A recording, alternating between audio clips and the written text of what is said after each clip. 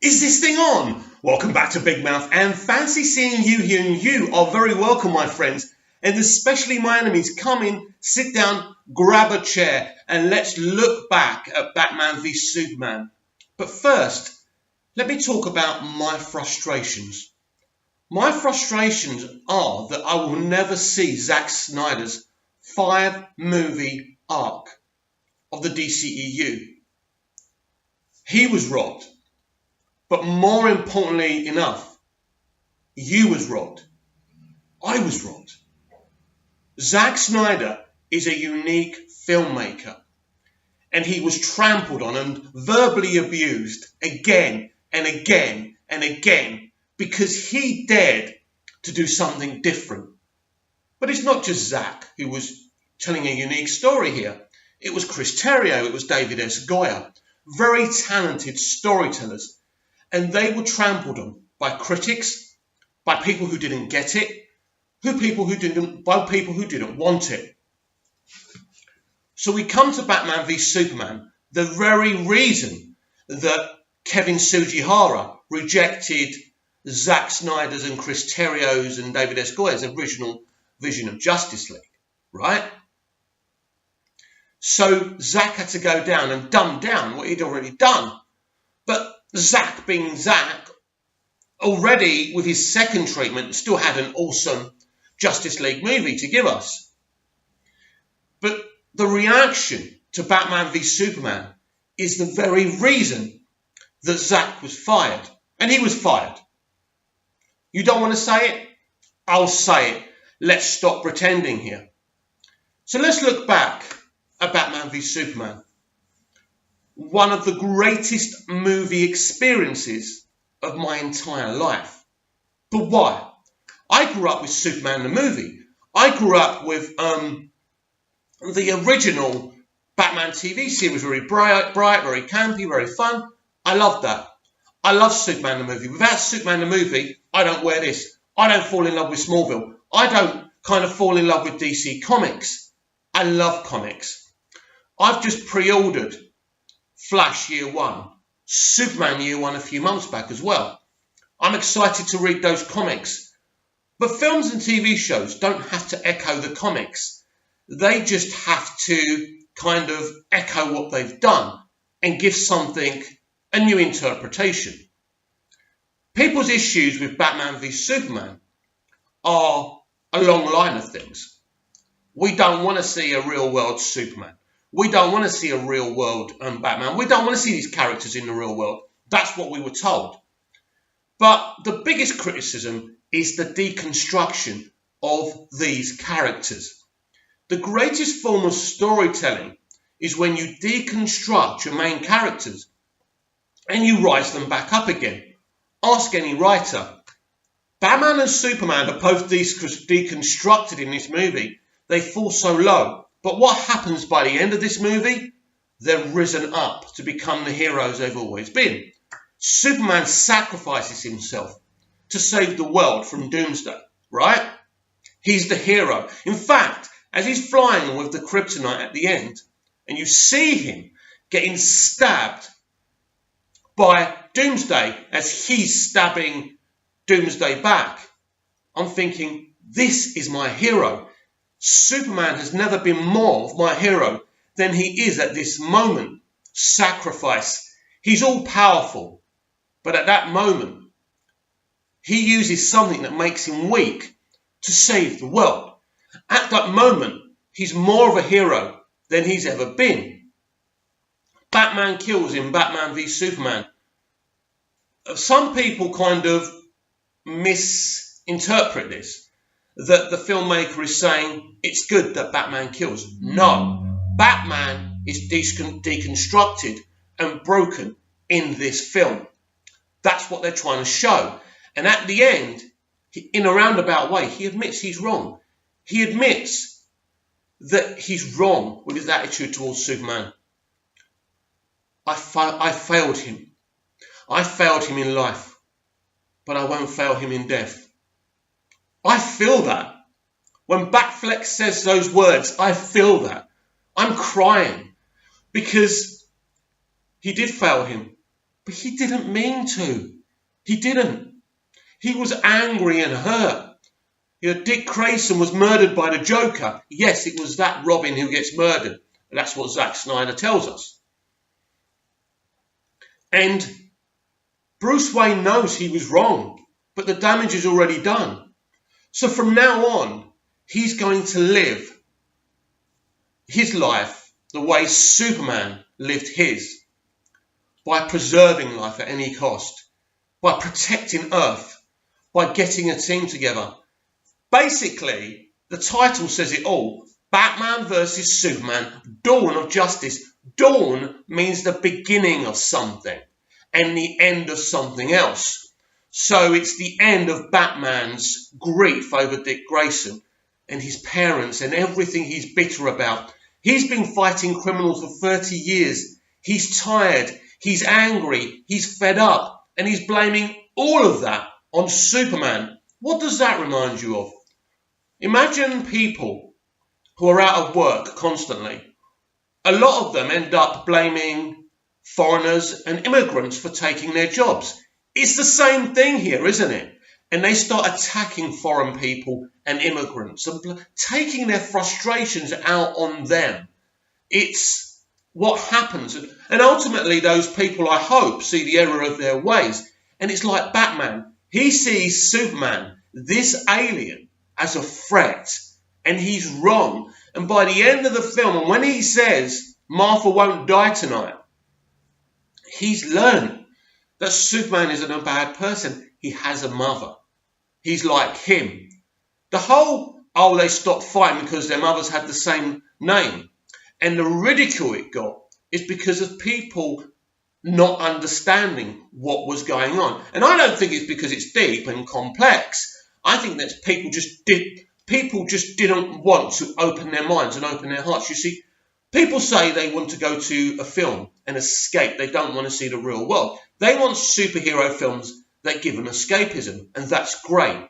There should be a place in a DC superhero franchise where you have realistic films and you have fantasy films.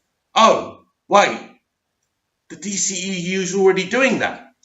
We have Man of Steel, Batman v Superman, Suicide Squad, Wonder Woman, Aquaman, who's very that is escapism, and then Shazam. That is a fun escapist movie.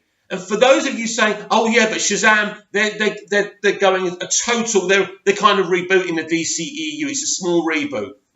Shazam. How many shout outs to BVS, Batman v Superman, and Man of Steel does Shazam give? Are they ashamed of their early franchise? No. They're proud of it. They're holding it up. They're saying, yes, they're part of our universe. But look where we are now. We are heading to a brighter future. That's the whole point. The best stories start within darkness and get brighter and brighter as the characters evolve. And this is what's happening with the DCEU. So let's flip back to Batman v Superman. I will always be staggered by the reaction to it. But as the MCU becomes more and more generic, people are looking towards the DCEU and Batman v Superman, and they're giving it another chance, and they're thinking, hang on a minute. I'm not saying everyone, but there are quite a few people who are doing this and thinking, this is a bloody good film. This is telling a good story. Wow, I've been watching the MCU, but hang on a minute. I watched that, and then I forget about it. This is a film that's going to stay with me forever.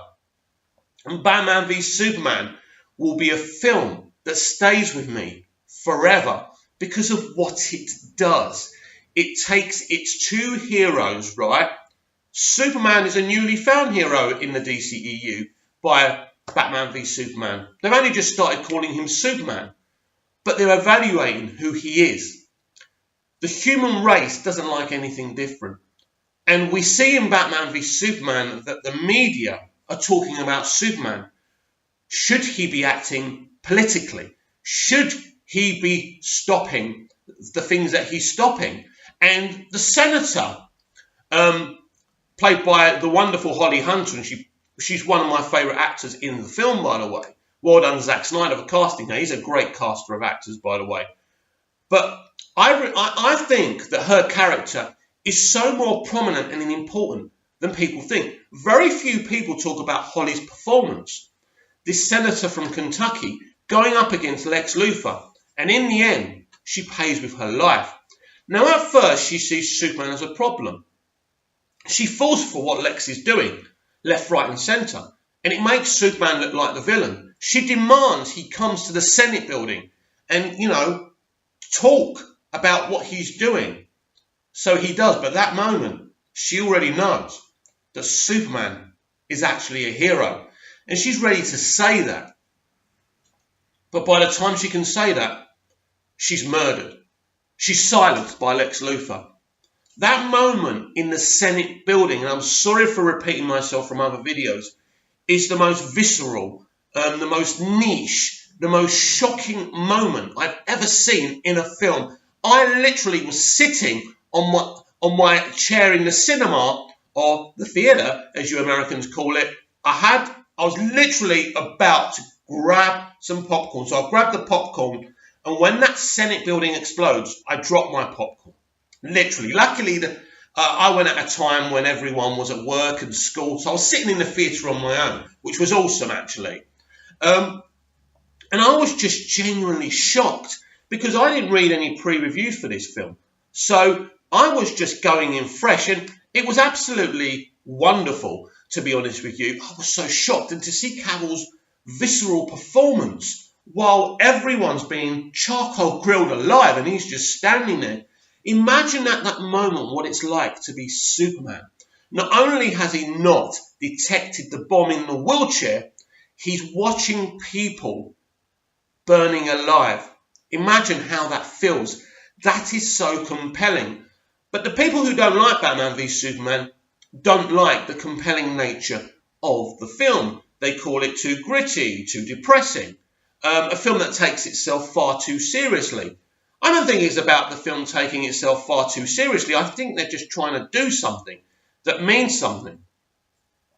Is there room in this industry for a Superman film that's fun, bright and generic? Of course there is.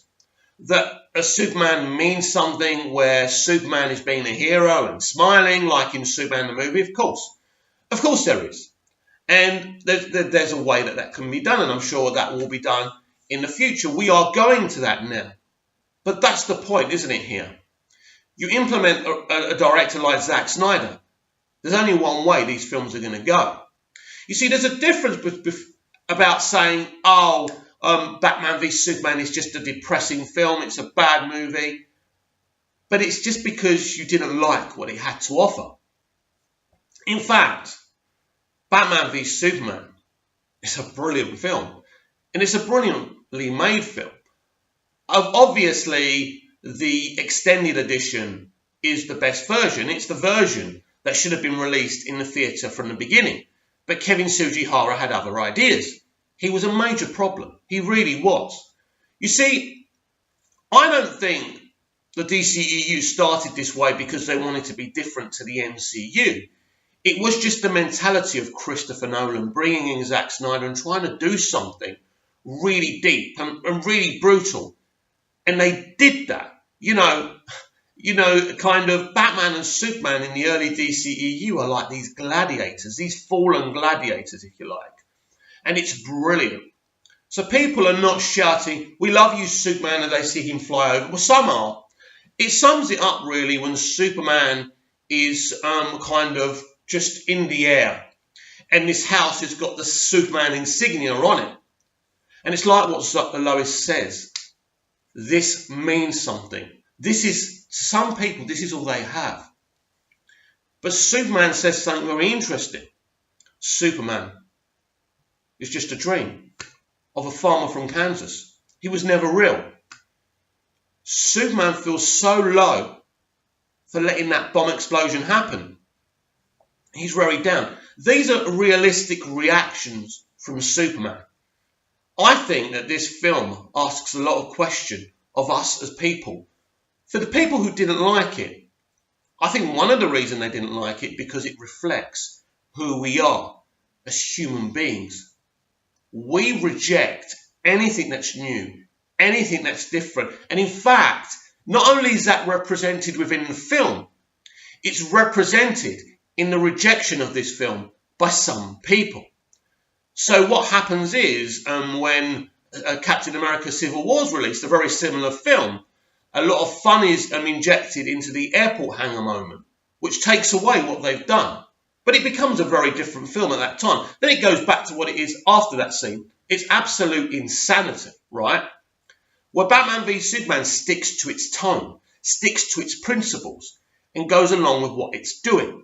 The extended edition is 3 hours long, but you never feel it's 3 hours long. I think this is a film with a brilliant beginning, middle, and end. Also, it's funny to hear people say, oh, the music's bad, oh, the special effects are bad. I'm sorry, you're reaching. The music for Batman v Superman is one of the best soundtracks you will ever hear. I think the music of the DCEU, the composed music, not the singing music kind of thing, is probably some of the best soundtracks. I mean, the other day I was cleaning this mansion and I had it on my earphones for all day while I was cleaning, and it took me a good 3 or 4 hours. And I just find it so motivational. Now, a lot of people say it's grim music, but that kind of music, it's so operatic, it's so compelling, and it inspires you. It inspires me. Now, John Williams' Superman theme inspires me too. I will always love that theme. I think, looking back at Batman v Superman: Dawn of Justice, it's a very interesting film, and thousands of people have spoken about it. Some negatively, some positively. The very reason that Kevin Sugihara did what he did with Justice League was the mainstream reaction to Batman v Superman. Then we must ask ourselves, should Zack Snyder ever been put in a position to be deconstructing these characters? I don't know. That's the answer. I don't know. But that doesn't make the films he made for the DCEU bad films. These are films that ask questions of us as people. Should superhero movies be like this? Should they be so real, or should they be totally smiley fantasies that everybody forgets about when they walk out? It's interesting. What should a superhero movie be? This is what Batman v Superman asks. Should it be bright, funny and generic, or should it be compelling? And should it ask the audience some very important questions about their own humanity? I think there's no right or wrong here. I think superhero films should be awesome, epic, fun films, but some of them should be like Batman v Superman. I'm fed up. There's this kind of Adolf Hitler kind of mentality towards superhero films. Oh, they should be this. Oh, they should be that. Oh, Batman shouldn't kill. Superman shouldn't kill Zod. I'm always torn about these issues. Batman is a broken character in that film. That's why he's just going through people and killing them and not thinking about the preservation of life. He just feels, I suppose, this is how Manchester Black feels in Superman versus the Elite. He's saying to Superman, why don't you kill? It solves the problem. And Superman says, no, there's a way of solving the problem without killing them. In Smallville, it's episode Wrath, when Lana Lang gets infected and basically gets Clark's powers, she says to Clark, why didn't you kill Lex? Look at all the people he's killed. You could have stopped him years ago. But you don't want to get blood on your hands. So Clark replies to her and says, taking people's lives is not our choice to make. That is how Superman sees it.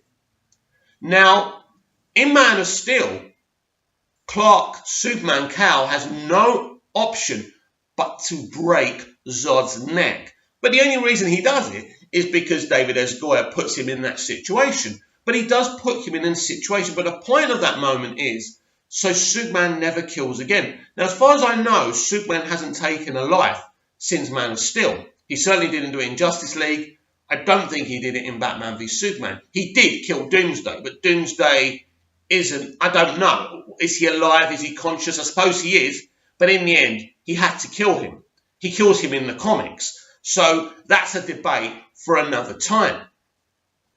It's a very interesting subject. But as I say, I don't believe that superhero movies should just be fun and generic. And I don't believe they should all be dark. I think there's space for both. I don't think we should dictate what a superhero film should be. I look at Batman v Superman and I say, this is a film I thoroughly enjoyed. The moments, the story it's trying to tell. And if only Warner Brothers and Kevin Sugihara just marketed it as it was, instead of trying to con people into thinking this was just a generic popcorn chomping movie. I've said this so many times. If they do that, we don't have the problems and the responses that we got for it. As I say, I'm confused about the hatred for the film. But in a way, I'm not.